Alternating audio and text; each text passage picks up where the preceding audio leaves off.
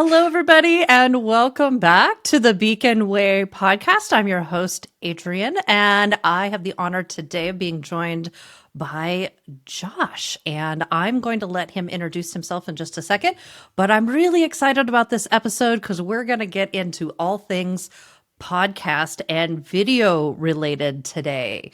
So, Josh, tell us a little bit about your company, how you got started in this world, and then we'll dig into some podcast stuff. Well, first off, thanks for having me. I appreciate it. And I think from our conversations, we're going to have some fun with this. And I think the people listening will also. So my name's Josh Troche. I'm the owner of Pedal Stomper Productions.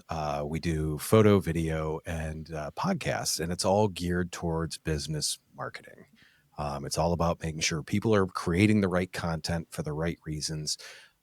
My origin story for it, I love to tell. I dabbled in video, like my personal YouTube channel has embarrassing videos from like 15, 18 years ago of me and my friends doing dumb things is because that's what you did back then is I've always liked video and the storytelling ability it has. And I worked at a semi-truck dealership, was looking for a way to help me sell trucks. And I started a YouTube channel for the truck dealership. And it gave me a great outlet. It helped me sell trucks. And it really found me a way that I figured out I loved video and the things of that nature. So I started a side hustle as Pedal Stomper Productions as a side hustle. Wow. And I did a video for a local political candidate. And the manager of that campaign called me about a week later. And he goes, someone I've worked with before. He's like, he's got a podcast and he's looking for someone to edit it. And he's like, do you do that? And I just started the business. So I was like, is there a check? Is there a check at the end of that? Right. And he's like, yeah. And I'm like, we do that. We do that. There's a check. Yes, we will do that. That's how I got into podcasting. I had listened to some podcasts before, but we kind of had to start figuring stuff out about 7 years ago. And over the past year or so, actually it was about 2.5 years ago. Time flies.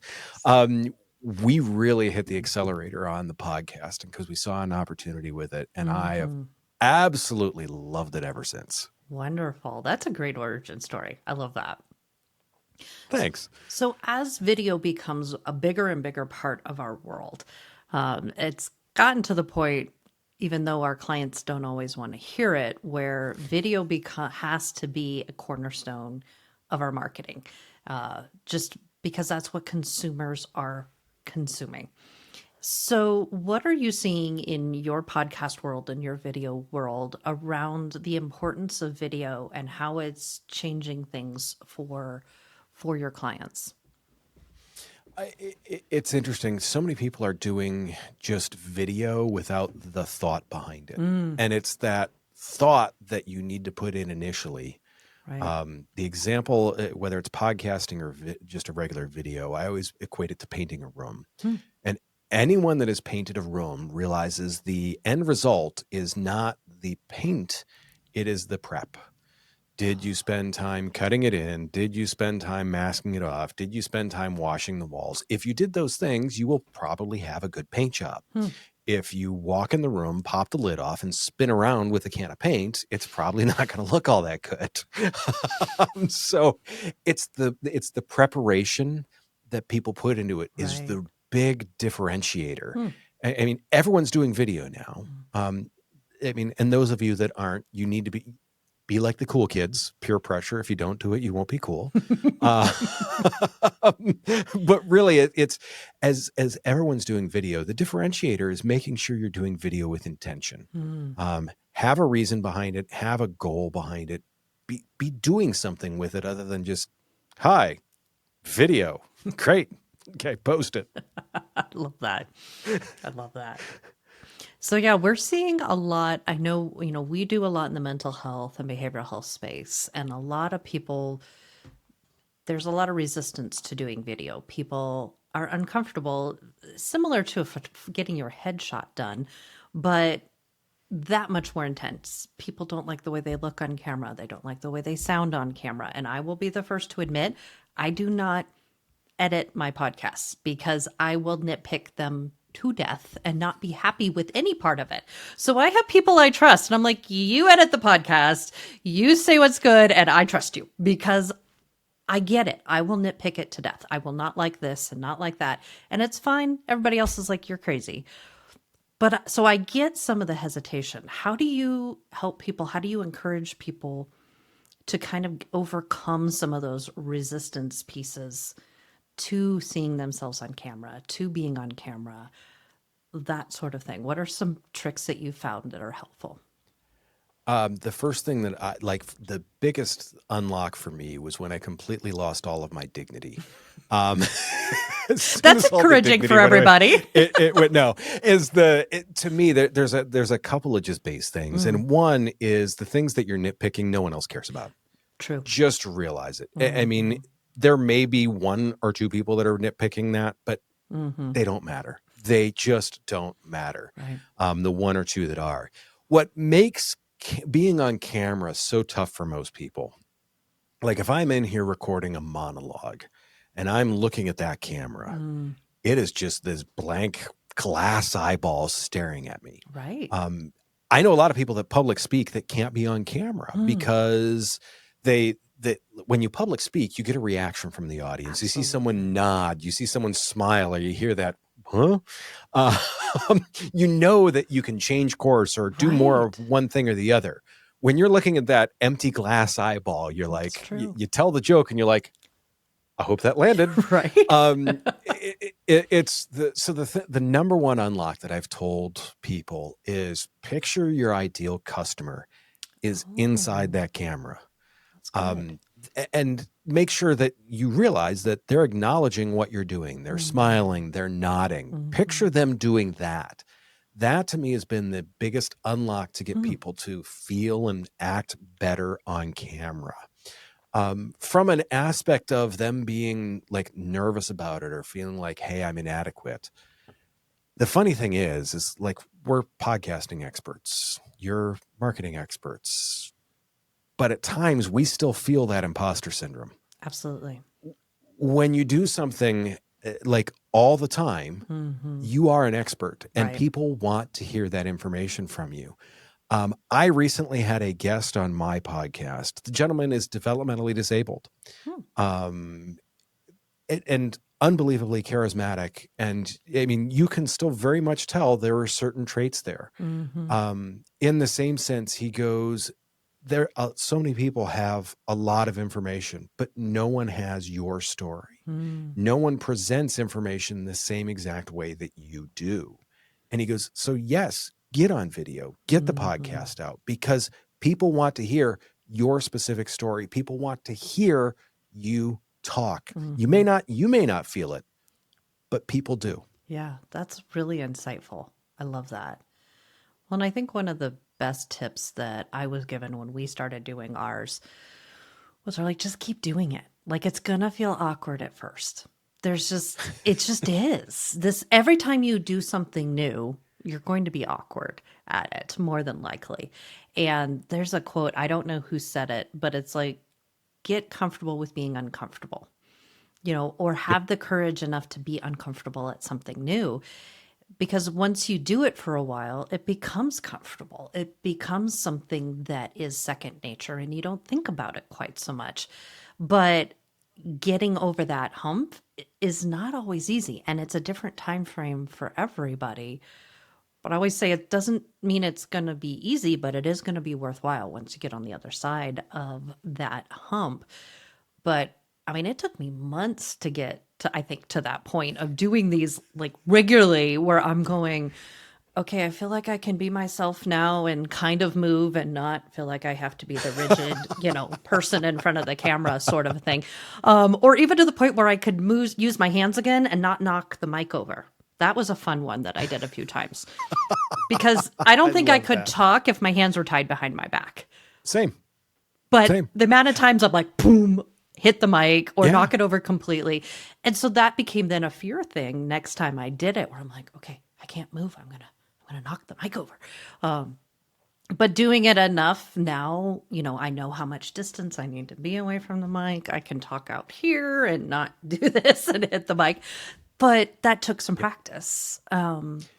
It's like riding it's like riding a bike. No one hopped on a bicycle and just flew down the street. I mean, there was training wheels. There was some bumps and bruises. Sure. You're going to get that here. I mean, it's just the name of the game. The other thing that I hear a lot of people talk about is that no one wants to hear my story, or I'm going to get 6 or 8 downloads or whatever. Right. And I have an answer that I absolutely love for that. If there were 8 people in the room next door right there, if there were 8 people that said, hey, we'd love to hear from you, would you walk next door and talk to them? Yeah. Right. Yeah. Post the podcast. Post it. Those 8 people want to hear from you. Those 4 people want to hear from you. Go talk to them. Yeah. Yeah. Well, and I think there's some crazy statistics around how many people start podcasts versus how many people that carry it past a few episodes. Because you I know those numbers. Yeah, they're pretty crazy actually. Because there is that hump to get over. And there's a meme that goes around every once in a while, but it's a close-up picture of a ballerina's feet. So in one foot, she's in her toe shoes, so there's a ballerina shoes. She's up on point, and it's beautiful. It's the gorgeous satin of the shoes and everything. And then the other foot does not have her shoe on. And it's the Band-Aids taped around her toes and the place to deal with her bunions that she's got. And it's like, to get to that, what everybody else sees as beautiful, polished, professional, you have to be willing to pay some of that price and invest in yourself in some ways to do this well. And so I'm really excited to keep digging into this with you today, because this is a lot of it. Like, what are some of the tips and tricks that make a podcast work well? Because part of it is just time. You just got to do it. Period. You have to invest the time. You have to push through those first blisters, those first like awkward moments that sometimes stretch out for months, like me, because it's worthwhile. But it isn't. Not everybody does it, and so the ones that stick through it, the ones that succeed on the other side, are the ones that we hold up and go, "Oh my gosh, look at what they're doing! I could never do that." Stephen Bartlett, Diary of a CEO, is a great example for me, because he started his podcast in his kitchen, on his kitchen table, and look where he's at now. I mean, he had a lot of investment in the brutal first part of it, and just having to push through and press through when you only have 1 or 2 downloads and keep going. And now, he's this international sensation, blah, blah, blah. So we hold those up, but we don't always count the cost of that we have to push through at the beginning. It's part of it. So the term that is coined for this is pod fade. 86% of podcasts don't make it past episode 15, because like a lot of people get an idea and they're like, oh yeah, I'm going to do a podcast. This is going to be great. And when they're 7 episodes in and they don't have the same like following that Stephen Bartlett does, they're like, why am I doing this? It is, everyone sees you always see the memes and the GIFs about an overnight, like someone being an overnight success in 10 years. Right. You don't see the 10 years of work that they put in to become the overnight success, quote unquote. Right. People have this expectation of the Joe Rogans, the Stephen Bartletts, the others, where they're like, hey, I'm going to get 3 million downloads. No, you're not. You're going to get 3. The numbers are going to be the same. The decimal point is going to be in a very different place. Right. Yeah. It's just the decimal point. It's like my bank account. I'm great with the numbers, not the decimal point. Right. But really it's so people go in with this expectation of like, I'm going to have 3 million listeners. No, you're going to have 3.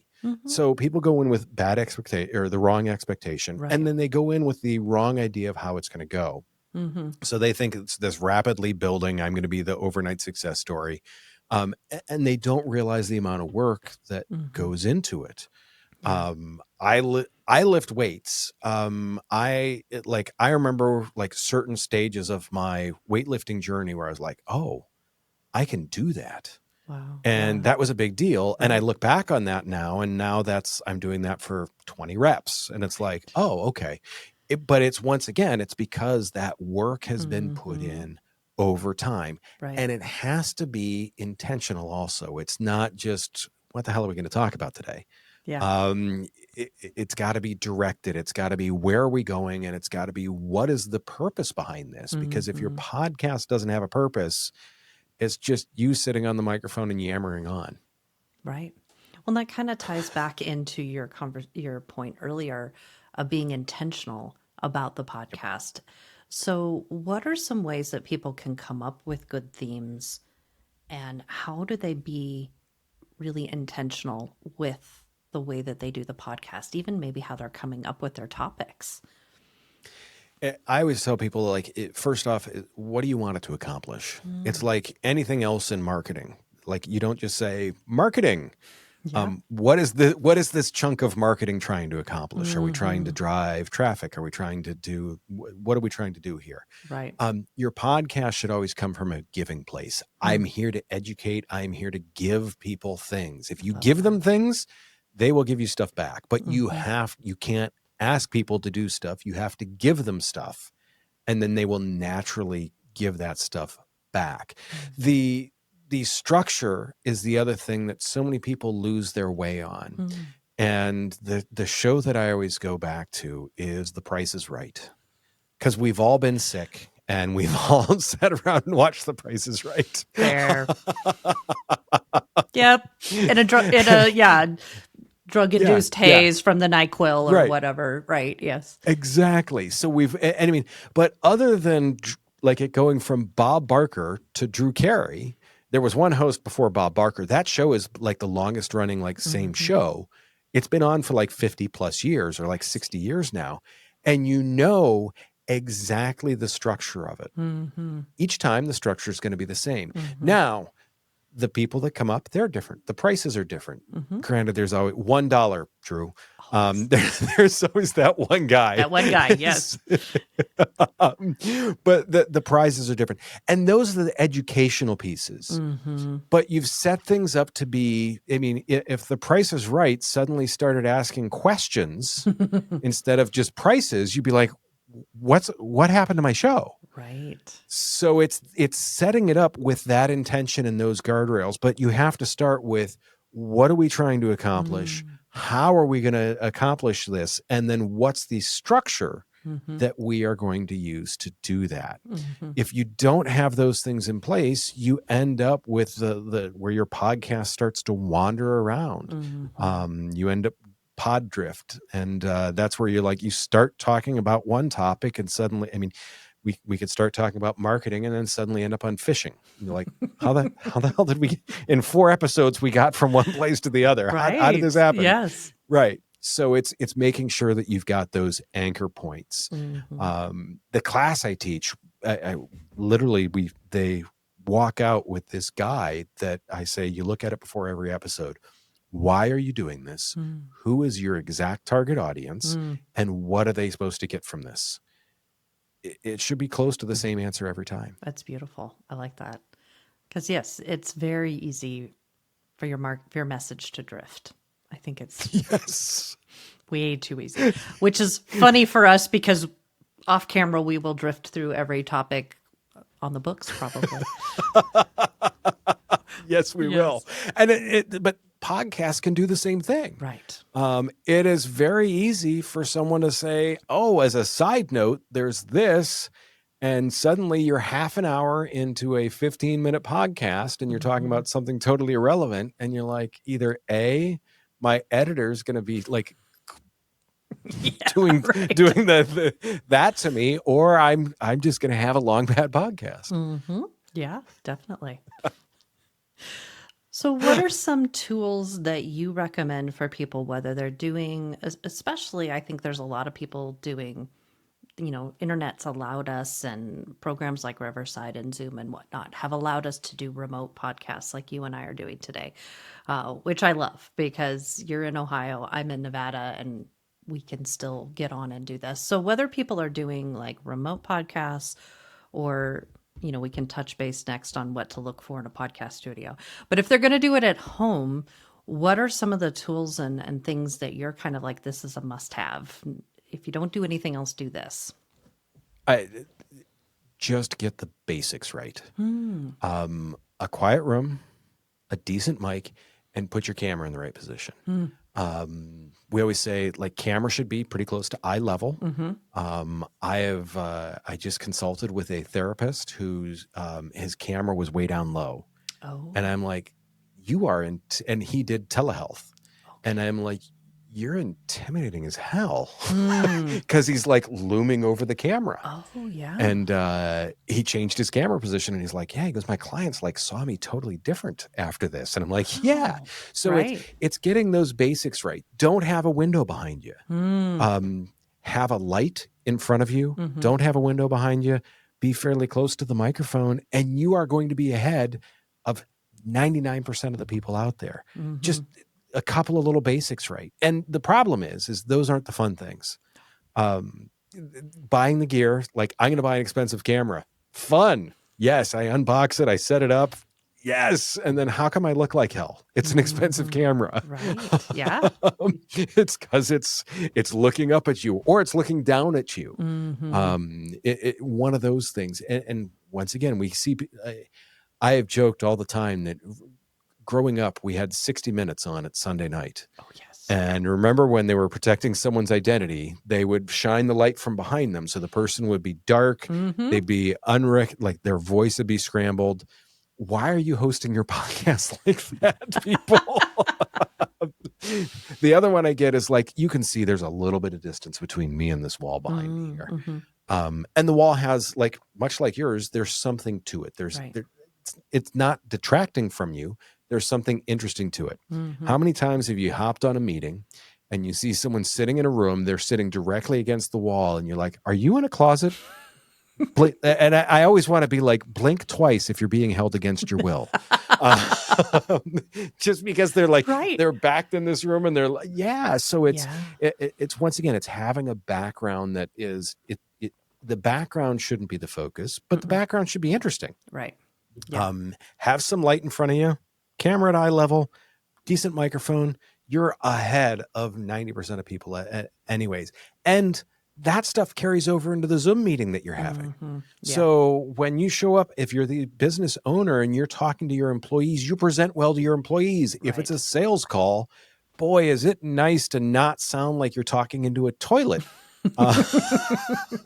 With an echo and all that. You should look and sound, you should sound like your product. However your product presents, you should sound that way. And it's those types of things that I think so many people miss out on, that once again, it's your webcam in your Macintosh or your laptop or whatever, $50 microphone, a $12 ring light, and away you go. Yeah. Okay, so this is a pet peeve of mine. I'm curious to hear what you think about it. What about the blurred background that so many of our things provide for us? Is that a legit thing to do on Zoom? Not so much, well, Zoom does it, but like for podcasts or whatnot, or is that something you tell people to avoid? I despise those. When you see half of a cat walk through, there's, I meet with my editor all the time, and occasionally she's sometimes sitting in her kitchen, and I will see like her mother-in-law's arm, like just at random, like up, and I'm like, what, this is just terrible. So, I mean, people are like, oh, it's a professional background. No, it's not. Because sometimes it'll even cut off your own arm. Yeah. Do something interesting. And they're like, well, I don't have a nice background. I tell you what, if you have an honest background, and by honest, I mean a background that accurately represents you. I mean, if you're a hoarder, maybe not. But beyond that, if you have an office that you have spent some time to decorate the way you like it to look, by golly, show that off. Because once again, the whole reason why video works is it's authentic. Yes. You're getting that know, like, and trust, and you are Mm-hmm. presenting your authentic self, and that's a world of difference. Mm-hmm. Exactly. Especially in our digital world, and especially with Yes. AI being able to mimic people better and better. It's that authenticity is almost more important than it's ever been. And we tell clients a lot of times, like, you actually don't want overproduced video anymore because it doesn't come across as authentic anymore, Right. which is not the reality for most people our age. You know, they're looking at, well, it doesn't look professional. It doesn't, but a lot of times it's becoming more and more of a reality, but especially with the older millennials and younger millennials, if those are your target audience, and now Gen Z coming in, they don't want overproduced. Overproduced means fake.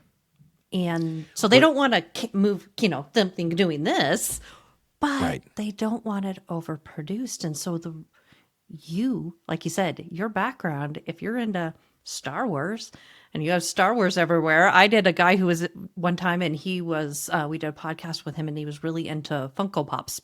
And so we had this whole display behind him Yep. of all of his characters, and they were still all in the boxes and pristine and all of that. But that was part of him, and that was part of his even conversation starter. And it Yep. was a great segue.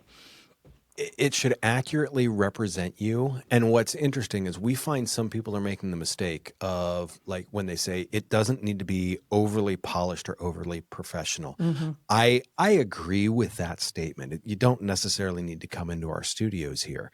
On the flip side of that, too many people go the opposite direction, Right. and they underthink it. Mm. And so they just start talking at random, and they're like, hey, I'm supposed to fill 25 seconds of video here, so I'm going to talk about things and stuff.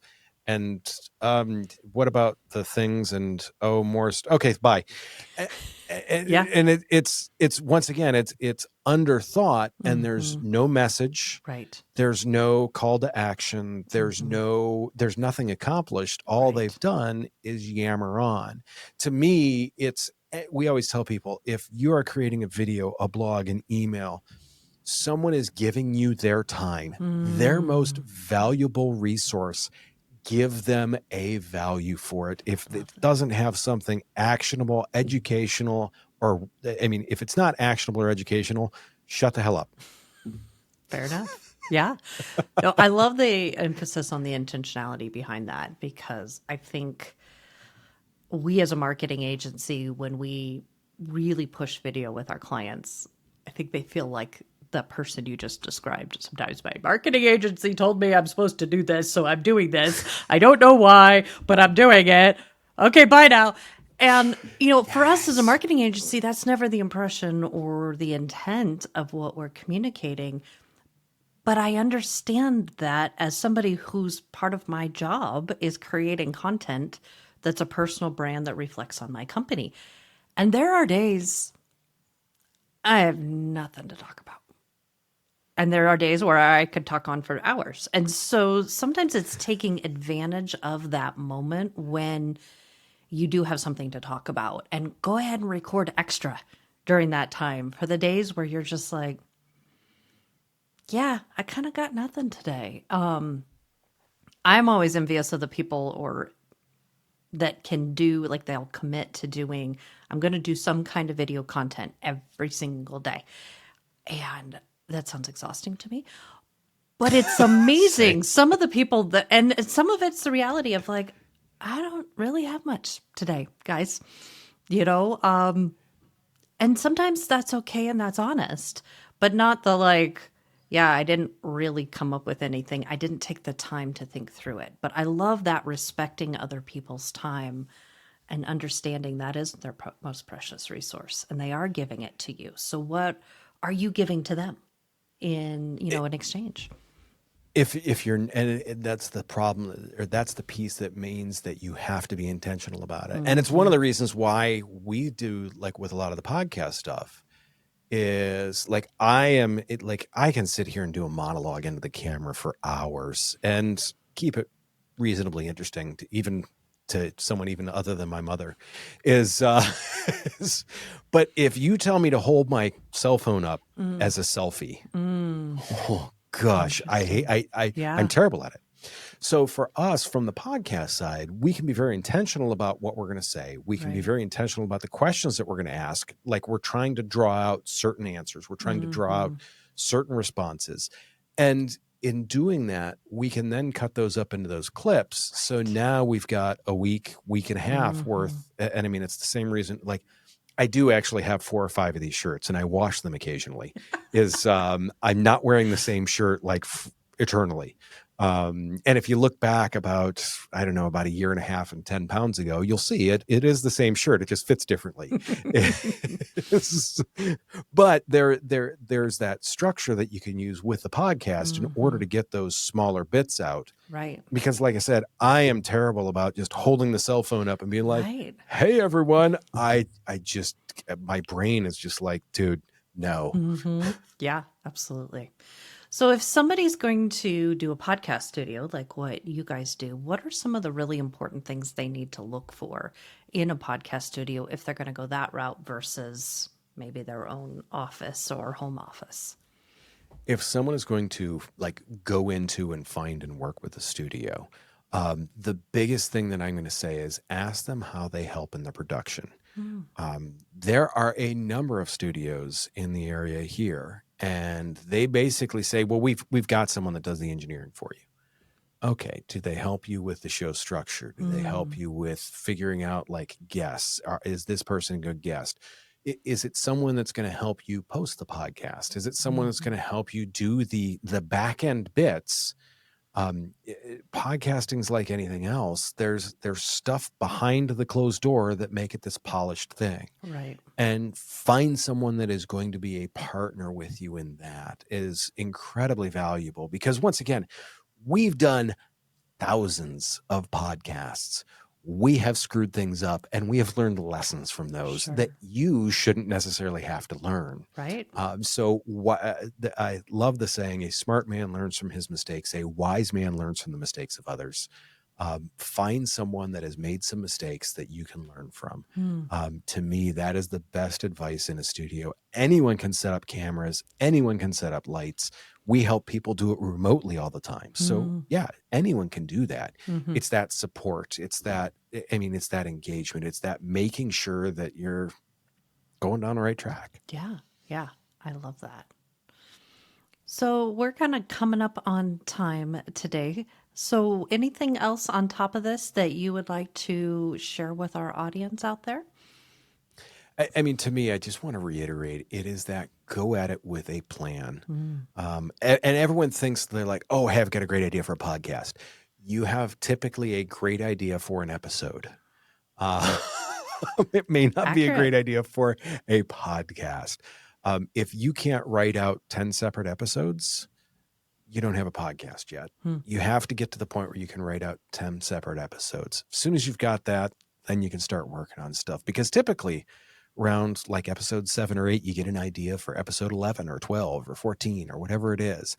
So those ideas come in. But once again, it's the paint job. It is all about the preparation and making sure that when you walk in that door and someone like me that sits behind the desk over there and hits, as I always like to joke, hits the button that says record, you are ready to go and you've got the right information and you can have structure to it. If the price is right, if the camera's turned on and they were still setting stuff up, you'd be like, nope, I'm out. Yeah, absolutely. Well, thank you so much for that, Josh. If people want to reach out and connect with you to get ideas for how to set up their own studio or ideas about coming into your studio, where's a good place for them to find you? Pedal Stomper Productions is our website, pedalstomperproductions.com. Reach out to me on LinkedIn. I am always there. It's always dinging at me. LinkedIn has done a great job of notifying us every 4 to 6 minutes. They It's are a good at great that. distraction. So yeah, LinkedIn, hit the website. Okay. Those would be the main places. You can also check out, I want to plug the 2 podcasts if I could. If you hit Pedal Stomper Productions on YouTube, my podcast is there where I talk with other podcasters. I believe you're going to be a guest here in a couple of I weeks, which is am. going to be fun. Yeah. I'm excited to grill you. And but then the other one is mutual friend of ours and I do, Chrissy Myers and I do one called The Business Fix, Yes. where we talk about business culture and we have a lot of fun. And Chrissy occasionally looks across the table at me like, why is this guy in the studio? And that makes it all that much entertaining. So yeah, It any one of does. those spots. And I truly appreciate the opportunity to come on today. It's been absolutely a joy, Josh. And we'll make sure we put all those links in when we publish in the comments. And yes, definitely check out Josh. And I'm looking forward to being on the other side, if you will, of this in a few weeks. And that'll be quite an adventure. So thank you again, Josh, for all your tips. And thank you again for joining us for this episode of the Beacon Way podcast. And we look forward to having you back for our next episode. You have been listening to the Beacon Way podcast. Make sure to join us for new episodes every week. Don't forget to like, share, and subscribe to the Beacon Way on Apple Podcasts, Spotify, or wherever you listen to podcasts.